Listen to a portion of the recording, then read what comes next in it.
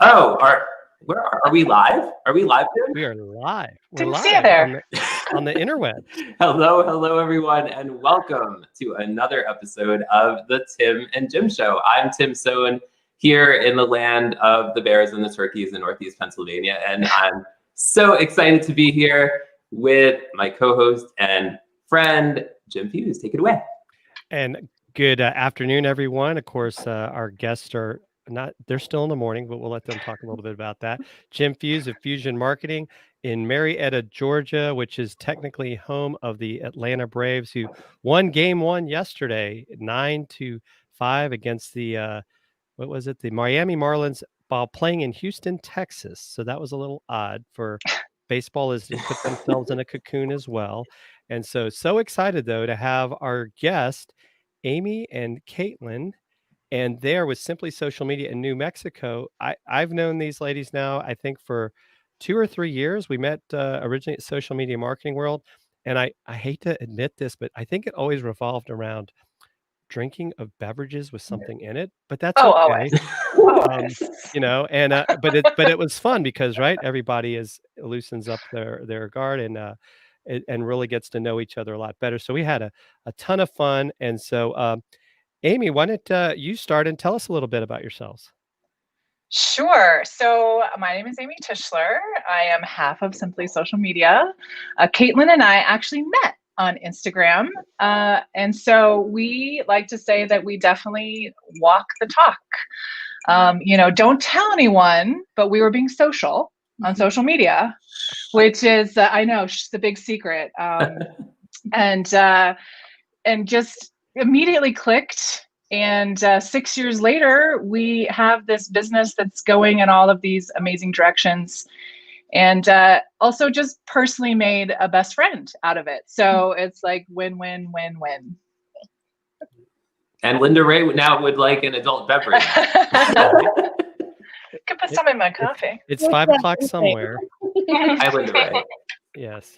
So Katelyn, tell us about yourself.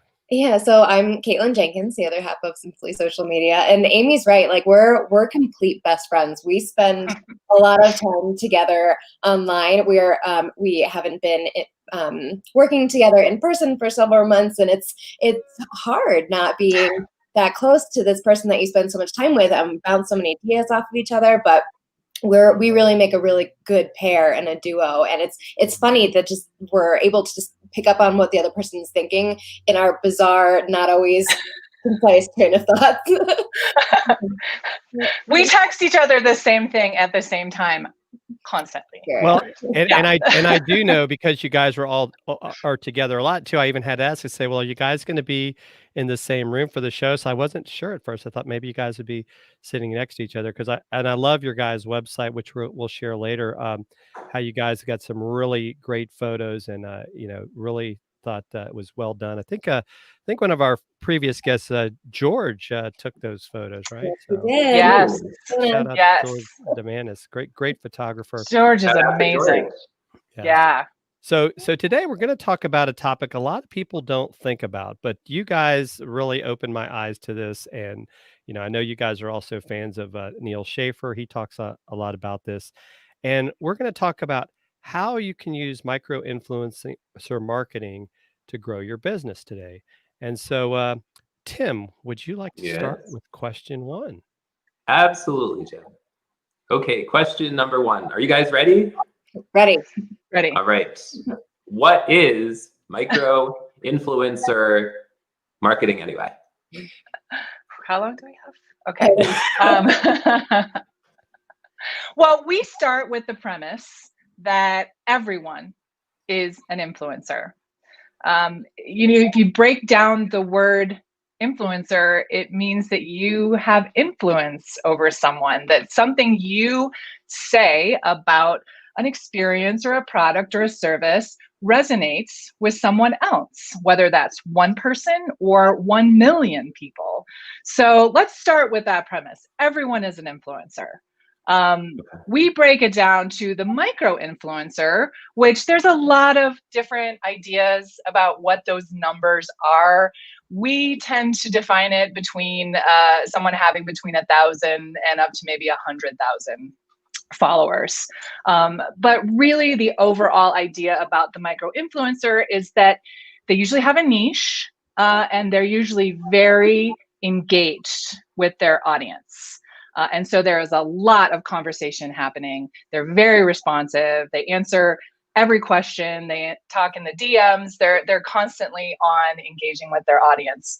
And so the idea is that you tap in to these audiences through the micro influencers to showcase whatever it is that you're trying to market. So would you say that Tim and I are micro influencers? Yes. Absolutely. 100%. And it doesn't have to be specific to Instagram, although that is the world that we love to live in, because that's our start. Wow. Yeah, it's certainly not limited to a platform. I mean, podcasters, YouTubers, anywhere you are that you have an audience, you are influencing. Wow. Very So cool. Tim, what do you think about that? I think that's super cool. I mean, we hear all the time about influencer marketing, right? But this idea of micro influencer marketing, I think that's really interesting what you said about the numbers, right? It could be like 1,000, it could be up to 100,000. I think people get caught up in the numbers a lot of the time. People think they have to have this huge, gigantic audience in order to be an influencer, but that isn't necessarily the case, right? Yeah, exactly. Often people that have those gigantic followers, they're not living a similar life as the people that are following them. And so you want to relate on the same level and say, oh, that looks like an experience that I would never have that type of experience. However, this one over here, that seems more like the vacation that I would do. I'm looking for that type of experience. Yeah, it's real peer-to-peer communication, right? That's what's happening. And in fact, the first thing we look at when we are looking for new influencers and vetting people for campaigns is we look at their engagement. Certainly their audience number is important, but what we are really looking for is whether people are talking about what they're talking about and what's happening in those comment sections. That's really where the gold is. And I think that's a great point, Amy, because I think a lot of times, you'll see these people that have a huge following, but all they're doing is broadcasting. They're not engaging. They're not helping others. Or you'll see they've got 20,000 followers on whatever platform, but they're not following anyone back. And a good friend of mine, Jeff Sheehan, who's got 300,000 followers on Twitter, and probably follows about that many. He's like, hey, you'll see these people have 1 million followers and they're not following anyone back. He goes, why waste your time? They're not going to engage with you unless somehow lightning strikes or you're throwing money at them. Right. I mean, it's tapping into the social part of social media, right? I mean, if you want a broadcaster, there's still billboards, there's radio, there's other types of marketing. But the real beauty about the micro influencer marketing is that real peer-to-peer engagement. Right. And so what do you guys think is your niche then, as far as where you're really influencers? Because I know you guys definitely have influence. That's why we have you on the show. Yeah. So when Amy and I first met back in 2014, we started an Instagram account called Simply Santa Fe.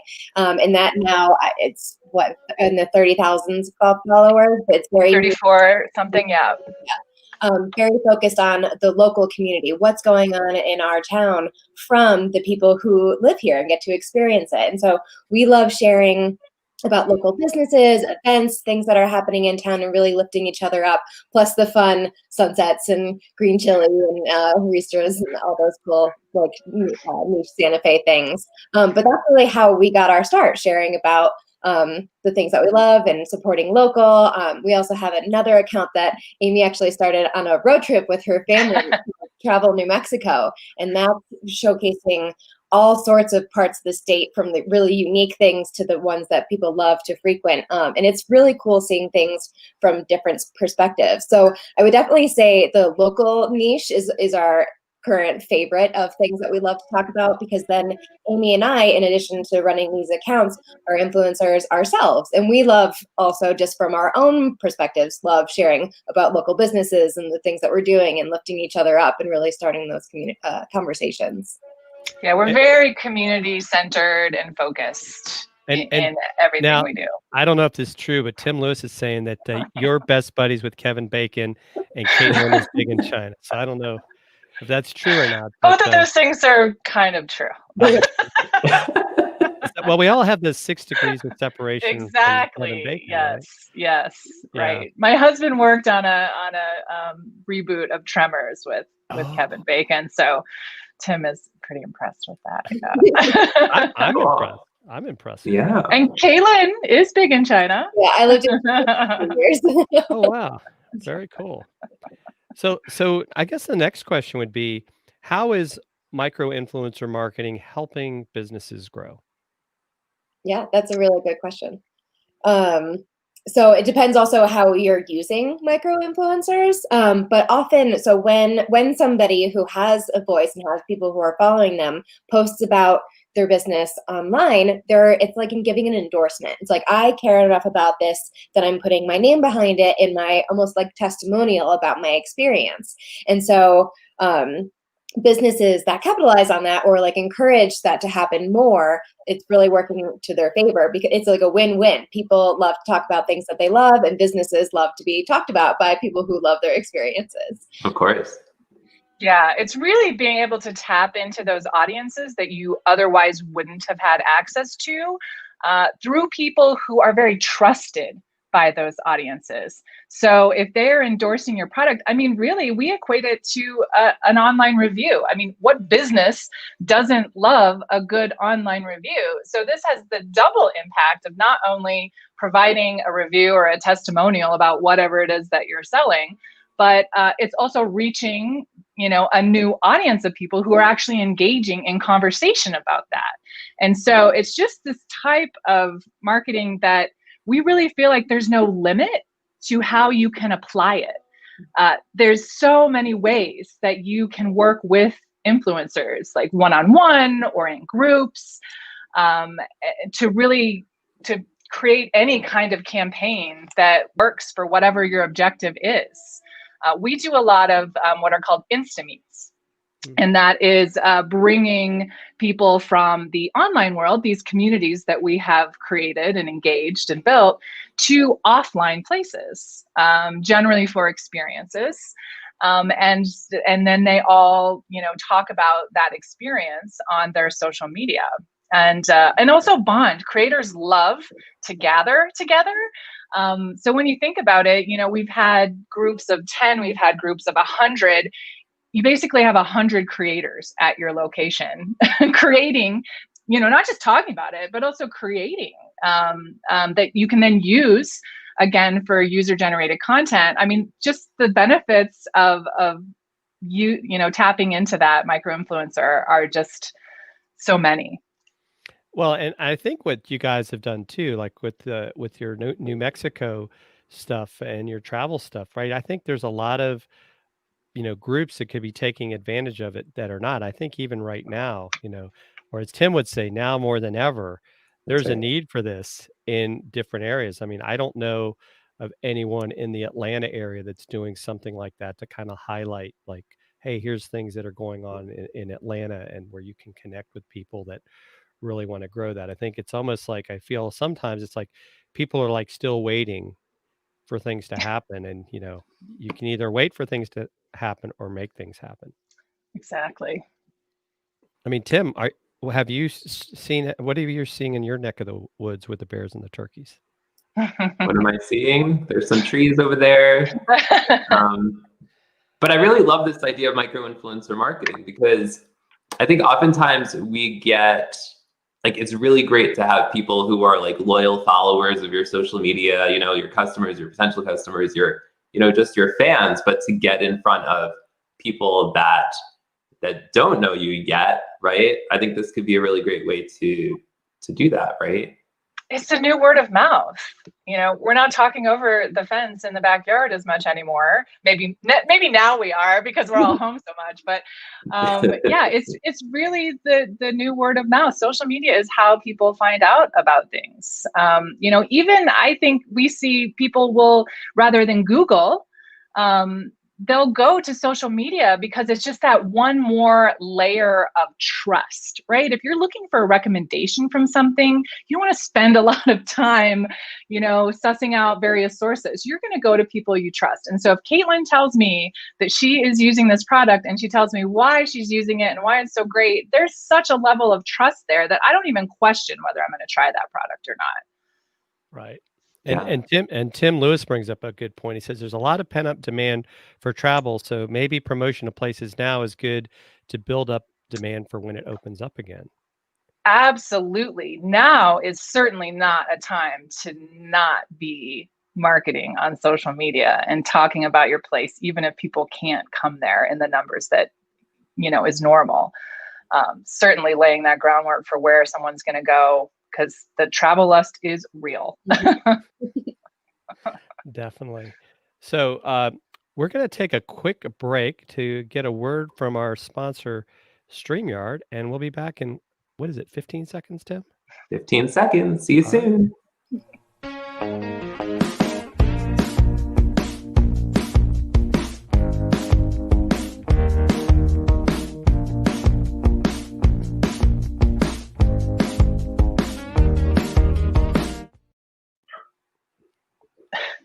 Oh, I got to do it, Tim. I'm going to do it. Hold on, folks.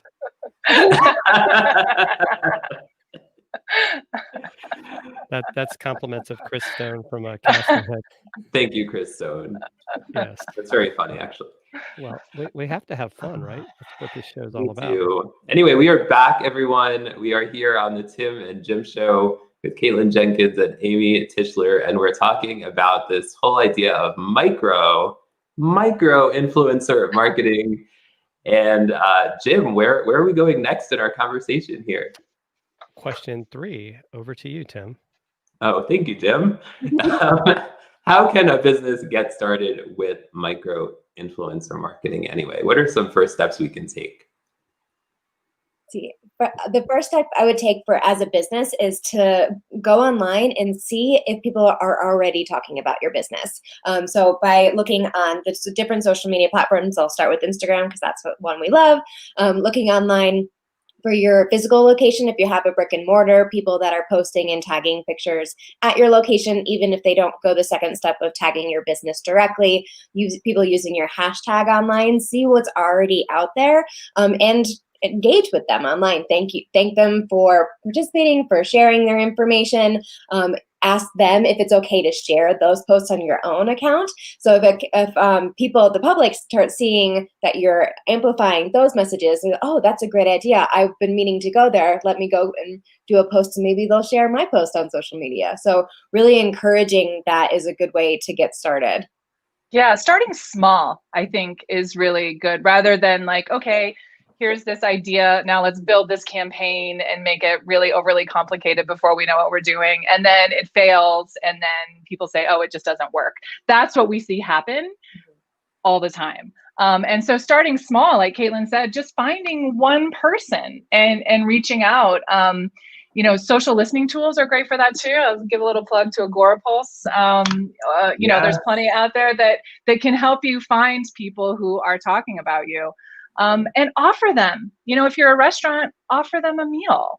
That just people love to be acknowledged for if someone took the time to, while they were at your place, to create some content and then, write about it, which we all know, all of that takes time, right? You don't just slap things up on social. If they're taking the time out of their life to endorse your product, give them a couple of minutes in the DMs and thank them for that. And then reach out with an offer of a follow-up, and they'll go back and they'll probably post about it again or take friends, or, it's kind of like this snowball effect, really.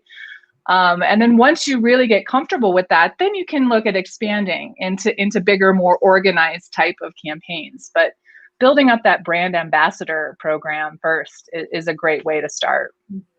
Well, and I think that you bring up a great point too, Amy. It's like people give up too quickly. It's like we want these instant results. I mean, Yes.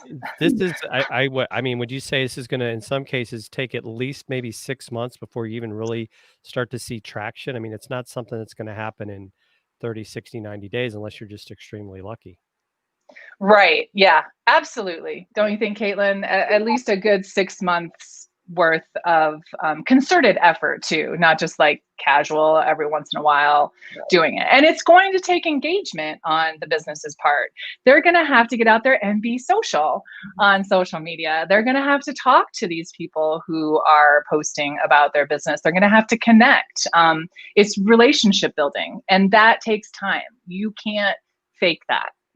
That just doesn't happen. It's not a viral thing. Right. Tim, what do you have any thoughts on this? I mean, you've been doing a lot of stuff with a lot of your local businesses. What do you see as some of the things that have really worked or not worked? I actually wanted to throw it back to you, Jim, because I know you're a brand ambassador for Metricool, right? And you're doing some influencer work. What are you seeing in your influencer world? I think a big part of it goes back to consistency, and you have to, like talk about the products or the companies that you're working with, but not in like a, I guess I'll say a sleazy way, right? You want to be genuine. You really want to show people the benefits, right? I mean, sure, ultimately, you might benefit as a brand ambassador a little bit, but really it's about them. It's not about you. And I think, even thinking of from the perspective of even when you share things, and I try to remember, I think Scott Ayers was interviewing someone where the power of the word "you" in any titles, like, it's not like, hey, come watch us. It's like, do you want to learn about influencer marketing? Well, yes. Then you want to come watch the Tim and Jim show, because we're going to have these two amazing ladies, Amy and Katelyn, talk about it, that are experts at it. That's where I think people have to start to get in that mindset, opposed to like, hey, look what we got for sale today, because people don't care. I mean, if you're just broadcasting, that's really not gonna do any good. And I think even, like the Amazon influencer program that I am now a part of, and so Amy and Katelyn were right, I guess. But You're an influencer. Yeah, but that was because I'm very active on Twitter, and I'm always engaging with the people that are, that I'm a part of a community with. And so, but even that, it's like, you want to add value. You don't want to just tell people, hey, come buy stuff off of Amazon, because that's ultimately what they're trying to do. But, like when we interview Jennifer Watson, or, we just interviewed Dave Jackson, a Hall of Fame podcaster, and Chris Krimitsos, who's also set a world record for a virtual event with over 5,000 people in a week. We are talking about their story, and oh, by the way, here's a book they wrote, or oh, by the way, here's some really cool stuff you could buy to help you the next time you're worried about being in a storm or disaster, as opposed to just, these other people. It's just like nothing but sell, sell, sell. And I think, we buy from people that we know, like, and trust. And I think that's the power of influencer marketing, is that if I trust you, I'll buy from you. I mean, just like, people use StreamYard because we've promoted it, right? But we use the product, we believe in it. So I think you have to believe in the product, and don't just take on a product because, or don't even necessarily look for it. Like for me, the Metricool thing was built more out of a relationship. I didn't know that they were going to approach me. And I think if you don't go out looking for it, I think it'll come around. I mean, is that what you ladies have seen in most cases? Yeah, definitely. If you're already being that person that talks about the things that you love, you're more like, just out of the kindness of your heart, you're more likely to be approached for opportunities like that. Yeah. And look, I didn't know she's listening to me. It must be social listening. Jennifer! She's social listening. Hi, Jennifer. Awesome. She's an amazing example of just a genuine storyteller. Jennifer could sell me anything because I know that she really stands behind what she's talking about. And I think, you really nailed it when you said it's about the story.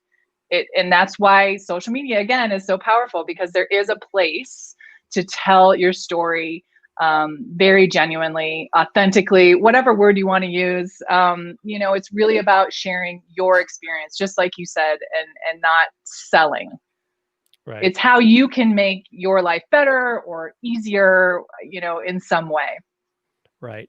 And Jennifer, I give her a shout out. She's just started a new project, I think, on Instagram. I think it's Rise and Shine. Did I say that right, Jennifer? You can let us know in the comments if I messed it up. But I think that's really cool. She's just trying to help inspire people to get their day started out in a great way. And I think yeah, I'm really excited about that. But that's her.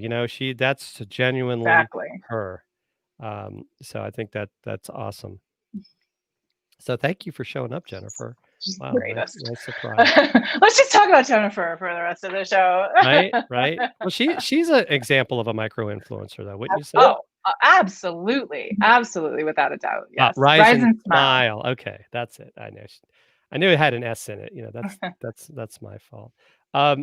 So I mean, these are all, I think, these are amazing things. So I guess, we've talked about what people need to do to get started with their business.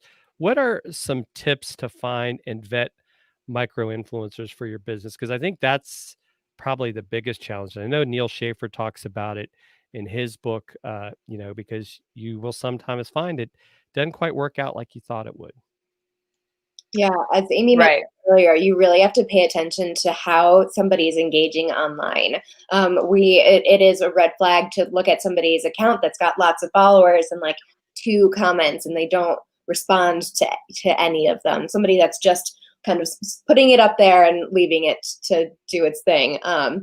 Not having an active conversation about things. So yeah, really somebody that's going to have conversations, be a good storyteller, and somebody that's not every single thing that they do is promotional, because it's just too much. It gets to a point where it's like, okay, that's all that you do. And it's not really big on community. It's like, getting to know somebody. Yeah, and you can have those conversations. You can almost do informal interviews, really. You can have conversations with influencers in the comments section. You can talk to them in the DMs, and how they respond to you is really an indication of how they will represent your brand. So it is really important. You definitely want to make sure you're working with people who are talking more about how the experience or the product or their service really impacts their life, rather than just completely centering around themselves. Someone can have a lot of comments in their section, but if they're just like, you're so cute, you're so pretty, oh, I love your outfit, that doesn't do anything for the business, right? Like, you want the influencer to be talking about their product or their service or whatever experience it is and how it can make your life better. So there's a lot of ways to really suss it out. But again, it's going to take time. It's not a silver bullet by any means. You're going to have to get social, and you're going to have to engage and really take a deep dive and look at how these people communicate. Tim, what are your thoughts? Have you been vetting people when you look at these things? And I mean, and you and Brian Shulman are doing a couple of great shows where you're just talking, encouraging people. I mean, how have you seen that work too? Because, Brian and you both are such genuine people. Yeah, absolutely. I mean, it's been an honor to work with Brian really since COVID. It was so funny. He posted something on Facebook saying, hey, my producer can't show up tomorrow. He's sick. And I sent him a message and I said, hey, do you need a producer for a day? And he said, sure. And now I'm still helping him 6 months later. But we do these shows, What's Good Wednesday and Shout Out Saturday, where we're basically shining light on other people and emphasizing the positivity of all this insanity that's been going on for 6 months, right? We don't know what's going on minute to minute, day to day. And so we bring on people live, and they share what's good with them or what's good in the world, or they shout out people that maybe they had a great conversation with during the week or something. And then we do what's called, what Brian coined as social dancing. So we dance with them live on screen on LinkedIn and other channels. And it's really been amazing in terms of like, people need positivity so much now more than ever, Jim, right? And it's just brought together this community of people. People come back week after week and come on the screen, right? Who would think people would come back? And we also use Snapcam filters where Brian shows up as Michael Jackson, or I turn into a piece of bread or a hot dog or whatever. But because it's unique, right? Like, how often do you see on LinkedIn somebody, like a hot dog in your feed or something, like a moving hot dog? We need more hot dogs on LinkedIn for sure. Yeah, definitely, right? Shout out to the hot dogs. Shout out.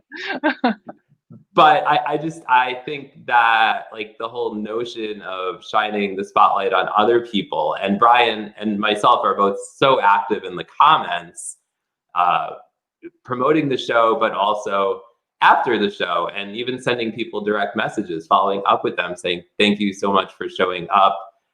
Thank you for shouting out whoever. And Brian even will like take screenshots and include it in the comments afterwards.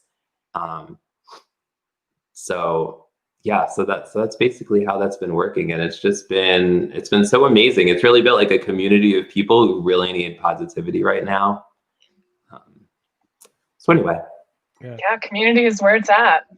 So Amy and Katelyn, do you guys work with people that maybe want to learn more about how to do this, or can you help people get started, or maybe review what they're doing and say, hey, here's some ways you can make things better? Yeah, we do all of that. So in addition to producing our own campaigns for clients, we also do consulting work to help people build strategies around micro influencer marketing. If they have a current strategy, we'll assess that. If they don't, we build that from the ground up. We can help them, produce and manage campaigns. There's a lot of different ways that we can work with people. We really like to say that, so much of this stuff is outside of the box. We never want to put this in a box, that's for sure. And we really just want to work with the client in whatever way works for them. And so, we really always come to every, initial consultation with what are your objectives? What do you need? How can we help you build that? Versus here's a standard package A, B, or C. So yeah, we absolutely can help people build this stuff. Awesome. And so the best way for folks to connect with Amy and Katelyn is at their website, Simply Social Media NM for, I'm assuming, New Mexico.com. And like I said, you got to check their website out. It is amazing. I mean, Tim, any final thoughts? Yeah, just final questions. Da, da, da. No, I'm good. This has been an amazing conversation. I think it's really enlightened a lot of people, in terms of what is even micro influencer marketing and how can they use it, especially during these changing times, to help grow their business. So I love that. And Jim, do you want to tell everyone who our guest is next week? Yes, it should be exciting, and I think it's someone that you all know. Cara Maria Lady's going to be on. We're going to be talking about TikTok, which I don't really do the tick or the talk, but I've heard it's really doing some great things. So yeah, excited. Lots of influencers over there. Yes. So I don't know, Tim, are you on TikTok or are you just watching? I'm on it, but I'm just observing. I haven't created anything. Socially listening. But maybe that will change in the next week. Yes. Dancing. It's all about dancing, Tim. That's true. That's totally true. Get over there. All right. Now, what about you all? Are you guys on TikTok? I'm a lurker. I enjoy watching Yeah. the videos a lot, but Yeah. I haven't created anything. Yeah, I did one lip sync a long time ago, so it's out there if you can find me, but I haven't done anything since because I think I'm going to try to do reels. I'm not sure. Well, thank you, ladies, so much for joining us. I know we talked about this a while back, so we're so thankful and honored that you guys joined us today. Katelyn, congratulations on your engagement. Amy, great to see you again. And in case we honestly our background, that's just kind of become our new vibe. We promise we didn't steal it from you because I know you guys love green. We appreciate your branding nod there. Yeah, we'll take it. So why did you guys pick green? I'm curious about that. Well, do you want the real story or the story? There's two stories. Well, you pick whichever one. I think it's because you guys definitely create a brand, right? It's color of abundance, right? It's a welcoming color. But the real story is that as much as Katelyn and I stink, we also are very much our own people. And so the only color we could agree on was green. Well, it looks good on both. Yeah, I will say that. Thank you. Very luckily it does. Yes. Well, thanks again, everyone, for joining us. And we will see you next week here on the Tim and Jim Show. Bye, everyone. Thanks so much. Thank you. Bye, y'all.